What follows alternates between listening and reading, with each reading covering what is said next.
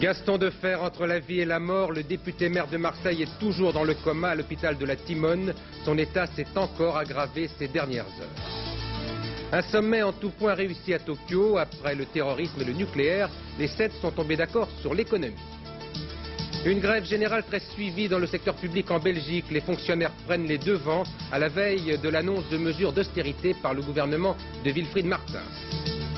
Plus de grosses cylindrées dans les rallyes automobiles. Jean-Marie Balestre confirme sa décision.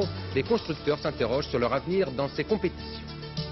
Et puis aujourd'hui, mardi 6 mai, les otages français détenus au Liban, Marcel Carton, Marcel Fontaine, Michel Seurat et Jean-Paul Kaufmann, et l'équipe d'Antenne 2, Philippe Rochaud, Georges Hansen, Aurel Cornéa et Jean-Louis Normandin n'ont toujours pas été libérés.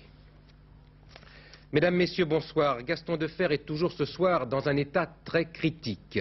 D'après les médecins, son état se serait même aggravé ces dernières heures. Le député maire de Marseille est hospitalisé depuis la nuit dernière. Il souffre d'un traumatisme crânien après une chute dans son appartement. M. Defferre est dans le coma et il lutte actuellement contre la mort. Sur l'état de l'ancien ministre de l'Intérieur et sur les conditions de son accident, voici le reportage d'Henri Bodiguel. Depuis son arrivée à 5h30 ce matin, Gaston Defferre se trouve toujours dans le service de réanimation que dirige le professeur Vigouroux, spécialiste de neurochirurgie. Dans un communiqué publié à 13h, le professeur Vigouroux indiquait que l'état du maire de Marseille était, je cite, stationnaire dans la gravité. Depuis, Gaston Defferre n'a toujours pas repris connaissance, ainsi qu'en témoigne ce dernier bilan publié en fin d'après-midi. L'état de santé de M. Gaston Defferre, député maire de Marseille, s'est aggravé du point de vue neurologique, tant sur le plan clinique qu'électroencéphalographique. On constate en effet une diminution importante de l'activité cérébrale. Sur le plan cardiologique, il est noté des troubles du rythme cardiaque. Les soins sont poursuivis avec des contrôles réguliers. Le pronostic est devenu encore plus réservé. Toute la journée, les visites se sont succédées au chevet de Gaston Defferre, celle de sa femme que l'on voit ici, de sa famille. Celle aussi de personnalités politiques dont Laurent Fabius, arrivé en début d'après-midi, et que sa femme devait rejoindre en fin de journée. Gaston Defferre avait regagné tard son appartement après avoir participé à une réunion du comité directeur départemental du PS. Pendant toute la soirée, il avait combattu pour imposer son candidat et personne n'aurait pu prévoir la défaillance qui a suivi. Je dois dire qu'il a mené des débats difficiles avec la vivacité que nous lui avons toujours connue. Est-ce qu'il était fatigué par exemple en arrivant ? En tout cas, je n'en ai pas eu l'impression du tout. Victime d'une syncope après son retour chez lui, Gaston Defferre s'est gravement blessé à la tête en tombant. Il a eu cependant la force d'appeler un médecin avant de perdre connaissance. Depuis, son état est jugé de plus en plus critique par les médecins. Oui, j'ajoute que d'après son médecin personnel qui le suit depuis 10 ans, M. Defferre a des chances très faibles, dit le médecin, de s'en sortir. Alors de nombreuses réactions ce matin dès l'annonce de l'état de Gaston Defferre. Le monde politique, vous l'avez vu, se bouscule à son chevet, mais surtout c'est l'émotion dans la ville de Marseille où la population, toutes opinions confondues, demeure très attachée à celui qu'elle appelle affectueusement Gaston. Voyez ces réactions, elles sont recueillies par Olivier Lerner. Depuis ce matin très tôt, sur le Vieux-Port, on ne parle que de l'état de santé de Gaston Defferre. Les souvenirs ressurgissent. De nombreux Marseillais ont vu ou approché un jour ou l'autre le maire de Marseille depuis une bonne vingtaine d'années. Un leitmotiv revient sans cesse. Ce fut un bon administrateur. Vous ne pouvez pas rester impunément. Si vous êtes un mauvais maire, vous ne resterez pas autant de temps. Ben, il était sympathique, hein. Il était un beau vivant. Enfin, quand un homme est entre la vie et la mort, quel que soit le parti, on est un peu... ça fait de la peine, hein. Enfin, moi, je trouve que c'est dramatique. C'est un homme que j'estime beaucoup. Je suis un petit peu peiné. Au début, je pensais que c'était un attentat. Bon, une fois, il m'a touché la main, c'est tout. Une fois. Qui n'était pas Pour la campagne électorale. Voilà. Je pense qu'il a été un bon administrateur pour Marseille. Gaston Defferre, je souhaite un bon rétablissement. Gaston Defferre qui est donc ce soir toujours dans le coma. Un sommet qui baigne, des chefs d'État qui se font des grâces, un nouvel accord, le troisième, conclu hier soir sur les problèmes économiques. La réunion de Tokyo s'est terminée comme elle avait commencé, dans l'optimisme. C'est d'ailleurs la première fois que l'on parle véritablement d'un sommet réussi depuis qu'existent de telles réunions. Nous allons revenir en détail sur le bilan de ces 3 derniers jours de travaux, mais d'abord le point fort de cette journée de clôture, la conférence de presse de François Mitterrand en présence de Jacques Chirac. Ils entrent ensemble. Vont-ils s'asseoir à la même table? Vont-ils parler tous les deux? Suspense. François Mitterrand s'avance, se dirige vers la tribune. Une seule place, elle est pour lui. Jacques Chirac a droit à un fauteuil, à 2 mètres précisément du président. Pas de micro, il ne parlera pas.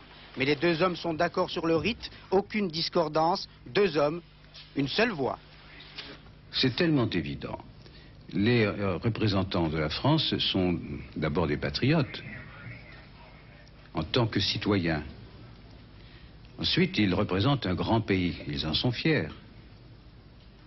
Il n'y a qu'une voix de la France. Ceci est dit une fois pour toutes. Jacques Chirac approuve l'harmonie à l'étranger. Harmonie visible grâce à une délégation. Voilà la cohabitation version française. Jean-Bernard Raymond, le ministre, gaulliste. Jacques Attali, le Sherpa, socialiste. Gilbert Perrol, l'ambassadeur. Elisabeth Guigou, socialiste. François Bujon de l'Étang, le conseiller de Jacques Chirac. Les rouages ont fonctionné. Le tandem président-premier ministre s'est entendu. Moi, ne puis retenir de la même façon l'attention.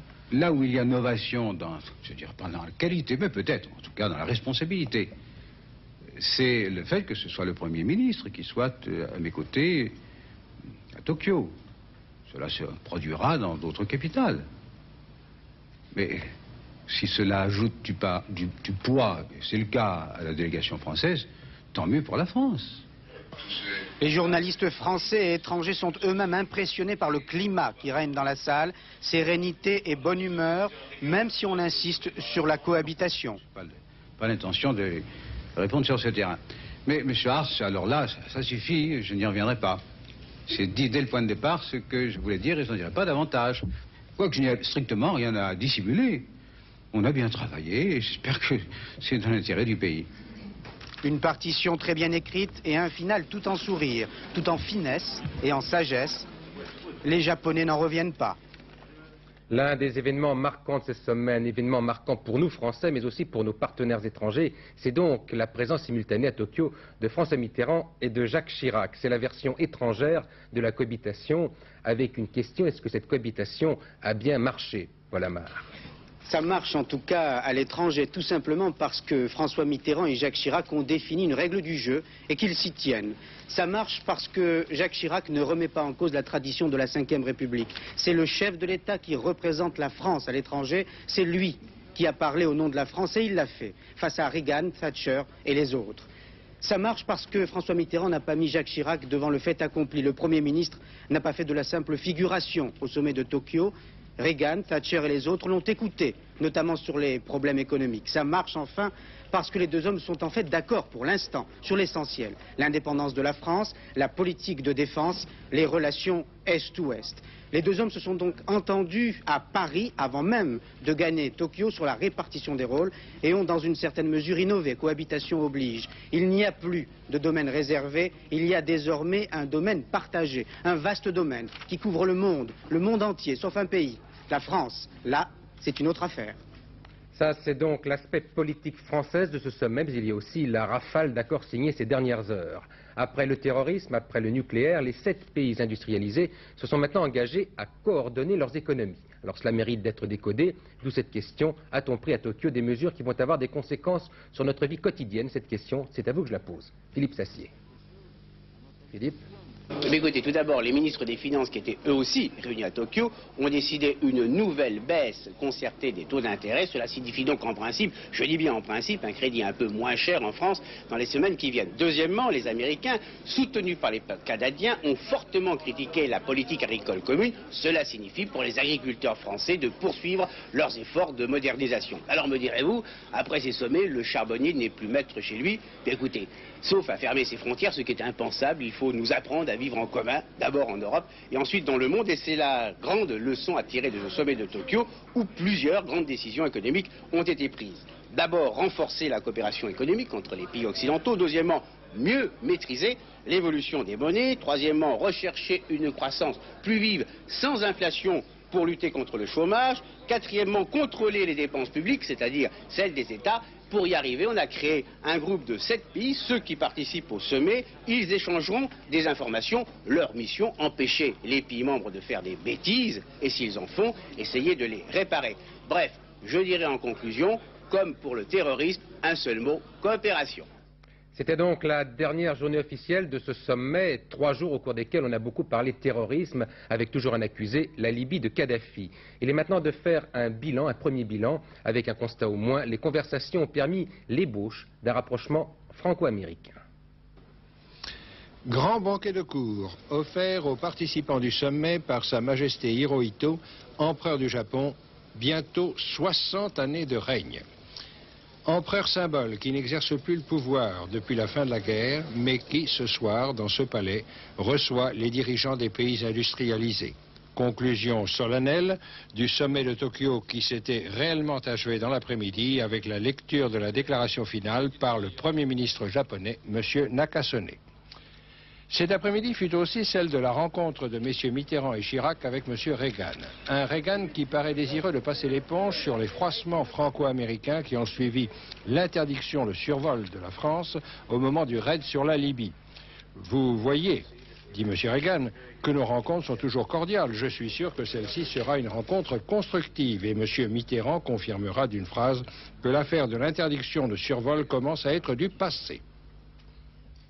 Visiblement, la période difficile que vous avez pu mesurer en lisant les journaux américains est derrière nous. Le terrorisme en accusation, les accidents nucléaires sous surveillance, les parités monétaires mieux contrôlées, au palais à Kasaka, on a travaillé. Oui, en général, dans ces sommets, on dit toujours qu'il y a un vainqueur et un vaincu. Alors, question à Milienne, Georges Bortoli, qui cette fois a gagné? Qui a gagné? Je crois d'abord que la cohésion entre occidentaux a beaucoup gagné. Quand on se souvient du spectacle de discorde qu'ont donné plusieurs sommets précédents, on peut trouver que celui-ci a été relativement serein. Je crois aussi que M. Reagan a pas mal gagné dans cette affaire, dans la mesure où il va pouvoir dire à ses compatriotes qu'il a obtenu une déclaration condamnant Kadhafi, ce à quoi il tenait particulièrement. En outre, cette déclaration ne se contente pas de dénoncer le terrorisme, elle ajoute des mesures concrètes qui doivent beaucoup à l'imagination de Mme Thatcher. M. Reagan peut également être content de la déclaration sur les catastrophes nucléaires qui est ferme sans être humiliante pour Moscou. Et enfin, il doit être content du coup de chapeau tiré par les 6 autres à, je cite, ses efforts de négociation avec M. Gorbatchev. Bien voilà pour ces précisions à chaud avec nos envoyés spéciaux. J'ajoute à cela 2 informations, un peu en marge du sommet, mais en plein dans l'actualité, en tout cas sur le terrorisme. D'abord, c'est la réaction de la Libye qui rejette sur les pays arabes modérés la responsabilité des mesures adoptées contre elle par les 7, sur les pays arabes pétroliers essentiellement. Ensuite, c'est cette déclaration en forme d'avertissement de l'entourage du président américain Ronald Reagan. Une action militaire américaine contre la Libye reste toujours possible aujourd'hui. Le 3e grand titre de ce journal nous ramène à Tchernobyl, 10 jours après l'accident de la centrale nucléaire. Depuis maintenant 48 heures, la presse et la télévision soviétique parlent ouvertement de cette catastrophe. Et aujourd'hui, un haut responsable a apporté des précisions au cours d'une conférence de presse sur les conditions de l'accident. Tout semble avoir commencé par une explosion suivie d'un incendie, a-t-il expliqué. Un accident qui a fait 2 morts et 240 personnes ont dû être hospitalisées dans un état jugé très grave. L'explosion s'est produite en pleine nuit, ce qui expliquerait la rapidité avec laquelle le sinistre s'est étendu. C'est un vice-premier ministre, vous l'avez vu, qui a fait ces révélations très officielles. Et l'on connaît aussi un peu mieux ce soir, toujours de sources soviétiques, la méthode employée pour arrêter l'incendie et pour isoler le réacteur détruit. Voici les explications d'Hervé Brusini. L'explosion vient de se produire très tard dans cette nuit de vendredi à samedi dernier. La centrale de Tchernobyl laisse soudain apparaître un amas de poutrelles. C'est là que se trouve le réacteur. Et tout de suite, c'est l'incendie. Le revêtement de la salle des machines a pris feu, des flammes de 30 mètres de hauteur. Face à elle, la vaillance des pompiers, aujourd'hui célébrée par les autorités soviétiques. Les bottes qui s'enlisent dans le bitume, La fumée, les radiations, impossible de stopper cet enfer par les moyens classiques. Au cœur du réacteur, c'est du graphite qui brûle, de l'eau ne ferait qu'attiser l'incendie. Samedi 14 h, sur ces routes à présent désertées, des centaines d'autobus vont commencer l'évacuation des 25 à 35 000 personnes qui habitent alentour. Durée environ 4 heures. Désormais, Tchernobyl est une ville morte. Mardi, 8h10, Moscou appelle à l'aide les spécialistes suédois et ouest-allemands. La décision est finalement prise d'envoyer les hélicoptères de l'armée. Ils larguent 450 tonnes de sable, d'argile, de plomb et surtout du bore, le produit chimique capable d'interrompre la fusion du réacteur. Aujourd'hui, les autorités soviétiques ont affirmé que la situation était maîtrisée et qu'elle restait, je cite, compliquée. Pour résoudre cette complication, une solution, des robots. Ils ont été commandés aux techniciens allemands dans une température ambiante de plus de 100 degrés. Eux seuls peuvent mettre un terme définitif à cette catastrophe. Les Américains, de leur côté, ont bien du souci avec la conquête de l'espace. Des accidents en série, après d'abord la catastrophe de Challenger, et puis il y a quelques semaines, une fusée Titan qui explosait au décollage. Enfin, il y a 3 jours, c'était une fusée Delta qui, elle aussi, décollait explosait quelques minutes après son décollage. Autant de péripéties qui font l'affaire d'Ariane, dont les carnets de commandes commencent à déborder. Elle vient ainsi de se voir confier le lancement de 2 satellites japonais de télécommunications. Alors que pendant ce temps-là, eh bien, la NASA fêtait, si l'on peut dire, son 25e anniversaire. Un anniversaire bien sombre en définitive. Regardez le reportage de Jean-Claude Paris, qui est notre correspondant aux États-Unis.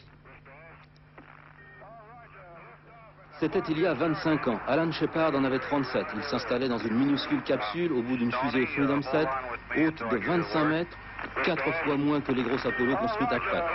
Le 5 mai 61, en quittant le sol à 9h34 du matin et en montant jusqu'à 160 km d'altitude, il devenait le premier homme dans l'espace. Cette réussite décidait le président Kennedy à lancer le programme lunaire, mais hier, à Cap Kennedy, le cœur n'y était pas. Le voyage devait nous amener aux étoiles. Il nous reste pas mal de chemin à parcourir. Autre célébration de cet anniversaire, un dîner à 1000 francs le menu à Los Angeles, où tous les hommes du projet Mercury 7 fêtaient Alan Shepard. Les fonds recueillis vont aller à la recherche scientifique, mais là aussi, l'ombre de Challenger planait. Il est temps de balayer les toiles d'araignée et de faire encore mieux dans les 25 ans à venir. Avec le dernier accident de la fusée Delta, cela fait 3 échecs en 3 mois. La situation est exactement à l'opposé de ce qu'elle était il y a 25 ans. À cette époque, les lancements réussis dans l'espace faisaient oublier l'opération militaire ratée de la baie des Cochons. Aujourd'hui, c'est exactement le contraire. La NASA n'est plus ce qu'elle était. Je ne peux pas dire que j'ai la même confiance en la NASA qu'auparavant. Ils devraient porter plus d'attention à la manière dont ils envoient les choses dans l'espace. Néanmoins, je crois toujours en eux. La NASA fait partie intégrante de mon pays. En lisant quelques-unes des 20 000 lettres adressées à la NASA depuis l'accident de Challenger et publiées par le journal USA Today, on sent bien quand même que les Américains sont prêts à oublier, surtout les enfants. Par exemple, Andy, qui a 10 ans, a écrit pour dire qu'il voulait toujours être le premier enfant de l'espace. Un autre, Ricky, 13 ans, écrit exactement pareil et ajoute même que ses parents à lui sont d'accord. Les débats continuent de traîner en longueur à l'Assemblée nationale où les députés examinent toujours la loi d'habilitation économique et sociale avec cette demande du président du groupe RPR, Pierre Messmer, qui souhaite que Jacques Chirac recourt dès son retour de Tokyo à l'article 49.3. C'est une procédure qui permet au gouvernement de faire passer un texte en engageant sa responsabilité. Et puis il y a un journal qui va faire un certain bruit au Parti communiste, ce journal Le Voici, c'est le journal des rénovateurs du PC, il s'appelle Mensuel Marxisme Mouvement. Ce sont les rénovateurs qui souhaitent donc un nouveau congrès plus rapproché. Donc c'est un journal qui sera en vente à partir de demain. La Belgique paralysée par une grève du secteur public, une grève très largement suivie et par laquelle les fonctionnaires belges veulent mettre en garde le gouvernement de Wilfried Martens contre ses projets d'austérité. Véronique Auger. Bloqués. Pas un train pour voyager en Belgique ou pour sortir du territoire. Les cheminots sont en grève jusqu'à 22 h ce soir. Coincés. Peu d'avions en partance de l'aéroport international de Bruxelles. Les contrôleurs du ciel font grève. Les dockers aussi. Le port d'Anvers ne fonctionne plus. Paralysés. Plus de rames de métro à travers la capitale. Les conducteurs participent à la grève. Ceux des autobus et des trams également. Isolés. Les PTT belges ont fermé boutique pour 24 heures. Ennuyés, La radio et la télévision ne diffusent que de la musique et de brefs journaux d'information, pas d'école. Embouteillés, la grève des transports publics et les manifestations ont bloqué Bruxelles toute la journée. Opération réussie pour les deux grands syndicats belges, le catholique et le socialiste, qui voulaient protester contre le plan de rigueur du gouvernement Martins. 31 milliards de francs français d'économies à réaliser sur le budget de la sécurité sociale. La France et l'Afrique du Sud normalisent leurs relations. Paris a décidé de renvoyer son ambassadeur à Pretoria quelques mois, 9 mois précisément, après son rappel. La France, dans cette affaire, ne fait rien d'autre que ses partenaires européens qui ont déjà fait de même. Le procès d'espionnage devant la cour d'assises spéciale de Paris. Les accusés, un diplomate français en poste à Pékin et son ami chinois ou chinoise qui l'a amené à trahir au terme d'une histoire d'amour pour le moins originale. Le verdict vient de tomber. 6 ans de détention criminelle pour les deux accusés. C'est un verdict qui a surpris, il faut le dire, par sa sévérité. Voici le compte-rendu d'audience de Paul Lefebvre. Il a fallu plusieurs minutes à Chepei-Pou pour comprendre. 6 ans de réclusion criminelle, il est en prison ce soir, et pour longtemps alors qu'il était libre et qu'il aurait pu quitter la France depuis 2 ans. Boursicot, lui aussi, semblait abasourdi. Les 7 magistrats de la cour d'assises spéciale ont condamné plus fort que ne l'avait demandé l'avocat général Saludo. Celui-ci avait requis 5 ans pour le français et ce que vous voulez pour le chinois. Ainsi, les magistrats n'ont pas cru à l'histoire d'amour, trop énorme, trop déviant peut-être, au pays de la raison. Pourtant, en fait, les preuves étaient minces. La DST n'avait rien démontré et le Quai d'Orsay n'avait même pas pris la peine de dire s'il pensait que les fuites étaient graves. Elle semblait effilocher, l'histoire d'espionnage, et ne restait que cette histoire d'amour étrange, mais qui semblait vraie. 20 ans d'une aventure qui, en tout cas, a laminé 2 êtres. Tout à l'heure, Boursicot semblait regarder fixement son passé, et Chepei-Pou était si près du malaise cardiaque qu'il ne semblait pas s'apercevoir que sa perruque avait glissé. Il lui avait perdu la face. Durant 2 jours, finalement, on a ri d'eux, et puis on ne les a pas crus. Fini les grosses cylindrées sur les rallyes automobiles. Jean-Marie Balestre vient de confirmer sa décision. Après l'accident qui a coûté la vie à Toivonen et Cresto au dernier rallye de Corse, on ne devrait plus voir de voitures du groupe B ni du groupe S, qui sont la suite logique du groupe B, mais seulement celles du groupe A, c'est-à-dire produites à plus de 5000 exemplaires. Du coup, les constructeurs s'interrogent sur l'intérêt de participer à ces épreuves. Voici le reportage de Patrick Chen et de Bernard Rappet. Vous ne verrez donc plus ces voitures du groupe B dans le championnat du monde des rallyes 1987. Ainsi en a décidé la FISA par la voix de son président Jean-Marie Balestre. Décision prise à chaud à la fin du Tour de Corse après l'accident mortel de Toivonen et Cresto et qui semble recueillir l'adhésion d'une majorité de membres de la Fédération internationale. Sur 21 votants, pour la proposition du comité extraordinaire, 17 membres du comité exécutif sont pour ces décisions et nous attendons encore des votes non communiqués dont nous ne pouvons savoir pour tous quelle sera la position. Nous attendons le vote de l'Italie, de la Grande-Bretagne, de la Belgique et du BPICA, Bureau permanent des constructeurs. Jean Todt aujourd'hui avait donc décidé de réagir à ces décisions, 3 jours après la Corse, dans une conférence de presse organisée en catastrophe, où il dénonçait d'abord l'absence de concertation avec les constructeurs. On est également très étonné de voir que les constructeurs ont été condamnés sans défense.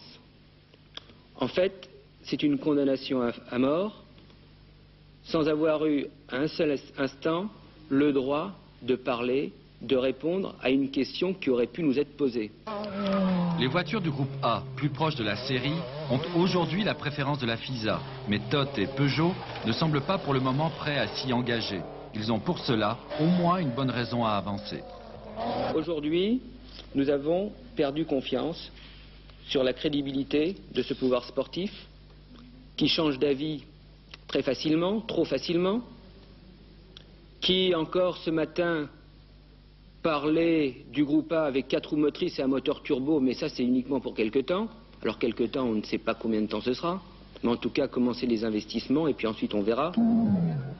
4 ans de travail, au moins 100 millions de francs d'investissement. Jean Todt ne veut pas que tout cela soit effacé brutalement. Et c'est bien de ça qu'il s'agit. Les constructeurs aujourd'hui ne peuvent plus s'engager sur des règlements qui sont susceptibles d'être remis en cause à tout moment. Le bras de fer Balestre-constructeur ne fait que commencer. Une masse noire pour comprendre l'univers, c'est la dernière découverte des astronomes de l'université de Princeton aux États-Unis. Ils viennent de remarquer une masse mystérieuse qui serait à la dérive dans l'espace. Sa particularité, elle est invisible, mais ils savent qu'elle est là. Voici les explications de Philippe Dumez.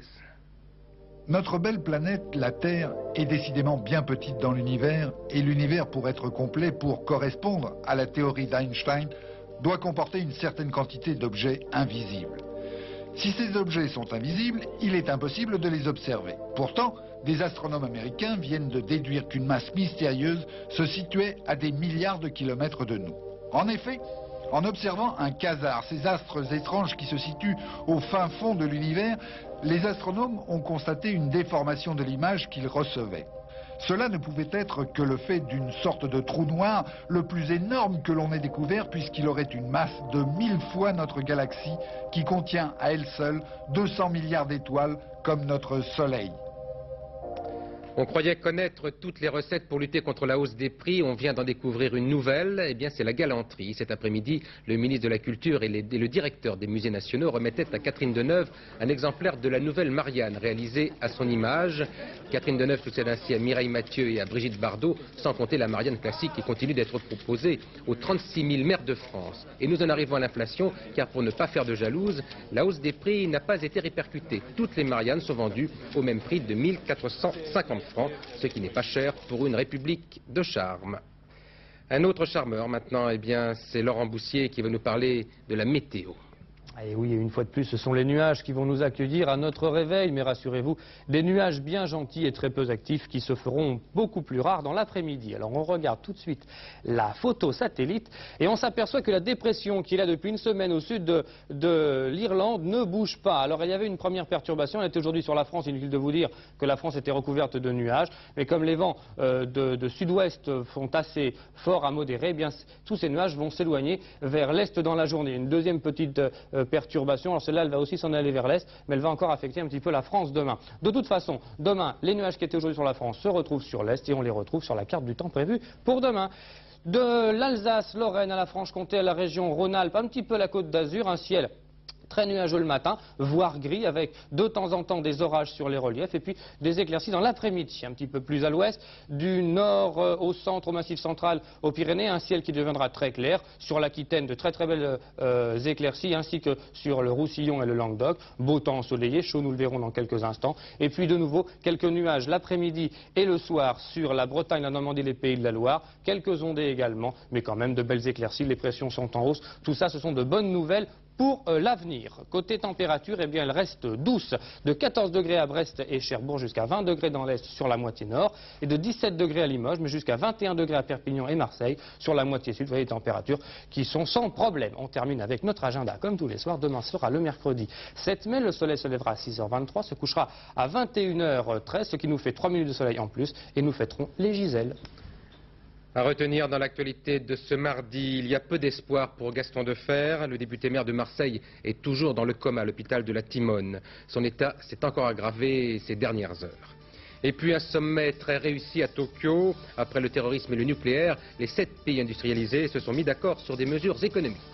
Dernier journal, ce sera avec Bernard Pradino aux environs de 23h30, après les dossiers de l'écran qui sont consacrés ce soir au football, avec un bien joli plateau, puisqu'il y aura Trésor, Tapi, Borelli, Hidalgo et bien d'autres encore. Bonsoir, à demain 20h.